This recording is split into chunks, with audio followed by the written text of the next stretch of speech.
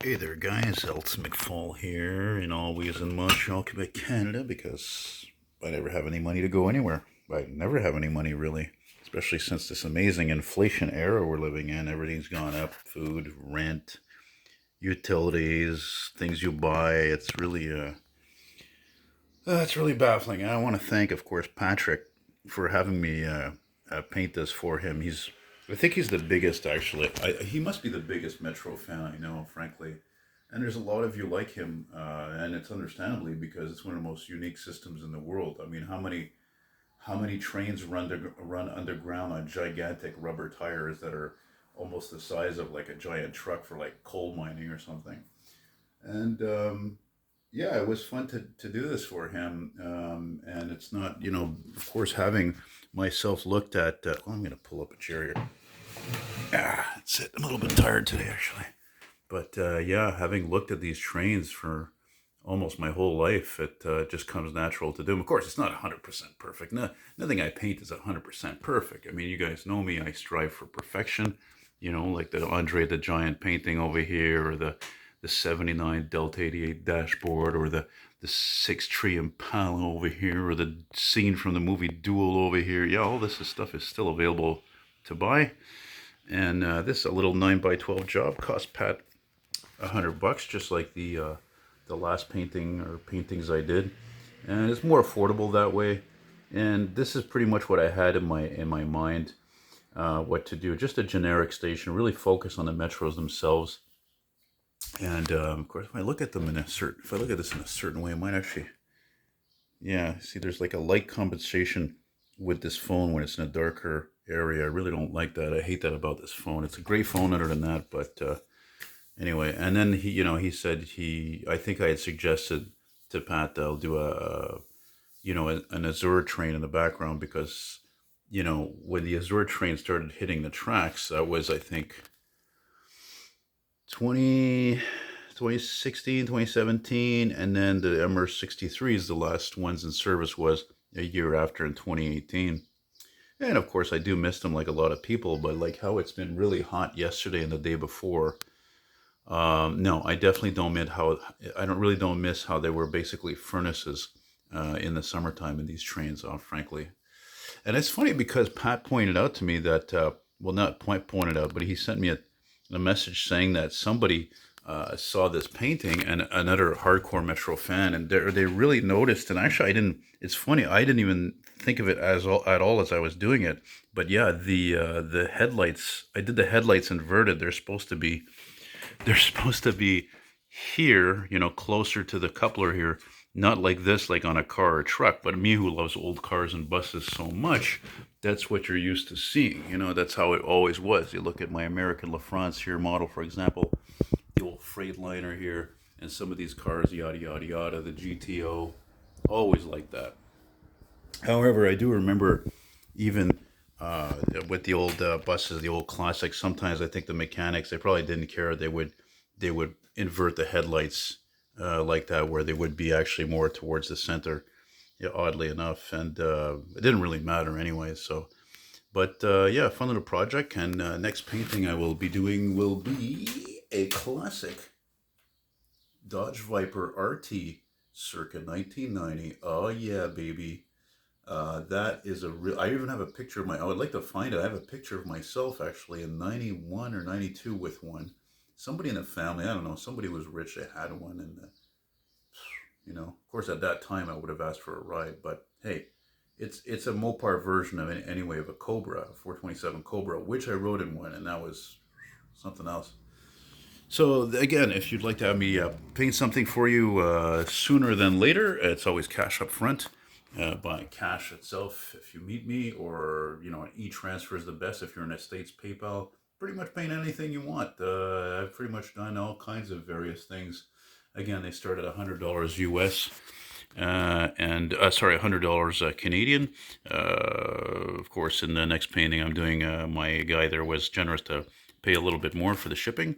Oh yeah, and it's funny because, come to think of it, one of my friends is a big transit fan as well, buses, metros, and all that. He said to me that he thought he knew the driver that I painted in this painting. But the funny thing is that this was just to be whoever or nobody. This is just something from memory I did. It's not. And the funny thing is, one of the two pictures I used for this, well, one of them was a picture I took with another MR-63 next to there. Oh, that sounds like that Lamborghini that's leaving. Yeah. Anyway, and the other picture was actually of the last MR-63 in service, which I had the pleasure to ride, of course, in 2018. And the guy was, he had a beard. He was a younger guy. He was all decked out like, very professional looking STM driver. And I'd like to also say, which is funny because that I'm doing this because the STM, unfortunately, is like going on they're calling it a strike. I don't know if you can call it a strike when you're maintaining essential service that is at rush hour, and that other than that, non-rush hour will be zero service of buses and metros. And then, of course, for the rich people's festival, as I call it, the Grand Prix, there will be complete service because there's so many people traveling in and out of downtown. It's mind-boggling. So, and in my opinion, as for the STM workers going on strike, I mean, a lot of the bus drivers, they're not a fan of me. They don't like me, and I don't like them, a lot of them either. And because they think I'm filming them, whatever, but I'm filming the bus or the train, whatever. Like so many weirdos, but it's like, I'm for their rights, like having, fair working conditions, breaks, not working mandatory overtime, and just all the, supervisors on their ass all the time. I mean, the service is very good. But that's going to affect people. We're not freaking machines. But as for pay, I have zero support, okay? Because these guys make an amazing living. Even the people who work in maintenance, cleaning the buses, are you not going to tell me they don't make good pay? I remember 2-3 years ago, there was these part-time jobs for students announced by the STM to do customer service in the summer. Freaking $30 an hour starting pay. So you really have to wonder why the Quebec government doesn't want to give transit agencies, especially the STM, doesn't want to give them any more money than they want. They tell them, we need this, we need that to constantly operate the metros, the buses. Yeah, but the STM, they pissed our money away a lot. Like, they added too many routes. They did this, they did that. I mean, they did everything. Putting elevators as many metro stations as possible. All that shit costs money, man. That's the bottom line. And the younger people, like, hey, I was young once too, okay? And it was a more logical time.